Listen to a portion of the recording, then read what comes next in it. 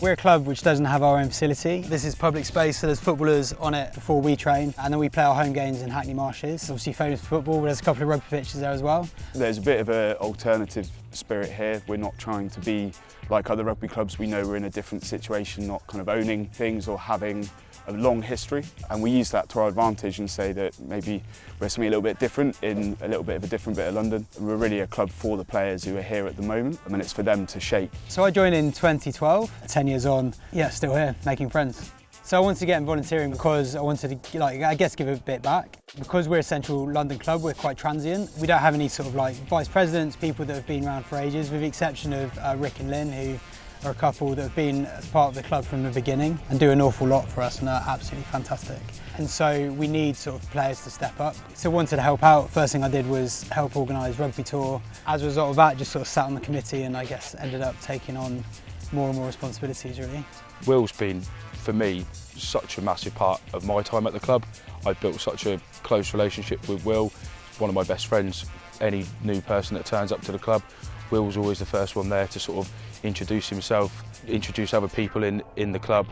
Hi, how's it going? I'm Will. And sort of helps that he gets involved a lot in the social side of things. So you know, he's really good at building those relationships and making people just feel really comfortable in the club. Yes, Connor, come on, come on. Yeah, I've run the social media and kind of used that to try and promote Old Street. So it's kind of what I do is in my day job. We kind of use it just to have a bit of fun. Lots of players get in touch, we try and be friendly with them, try and bring them down, encourage them to come. And I guess as well, try and use it as a platform to show the values of the club as well. We've done quite a lot of work to improve diversity, equality and inclusion in the club. We're a club based in one of the most diverse boroughs and sort of locations, I guess, in the UK, but that's probably not reflected in our player base. We saw it as something that we could try and positively enact some change and kind of balance it out, I suppose, and try and encourage more local people to see rugby as a sport that they can get involved in. And they have some really good templates for various things, but this in particular was equality, diversity, inclusion policies. I looked at that, edited it a little bit to make it sort of a bit more relevant to Old Street and sort of published that, and also sort of a commitment on behalf of the club that we are going to try and do what we can to be a more inclusive club and to appeal to the community more.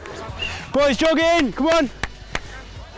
Another thing that we did was we reached out to International Gay Rugby because we wanted to show our sort of commitment to this on all of our playing shirts. Now all of our playing shirts sort of carries the rainbow. To be nominated for the Honda Volunteer of the Year award, it's just incredibly flattering and yeah, lovely, but yeah, I think it is, like with rugby, not to sound too cheesy, but like it is a team effort. So what I've got out of volunteering, and I guess why I do it, is ultimately, it's really difficult to make friends in central London. I think it's massive and there's so many people, and I mean, I don't know my neighbours. So it's really difficult to get a sense of community in London, and I think it's wicked that we have a membership of, I mean, over the course of the season, I reckon about 100 people will probably pull on a shirt, and it's amazing to have that in central London. Now, the numerous sort of people that I've played with who aren't just people that I play rugby with, but are now like some of my best mates.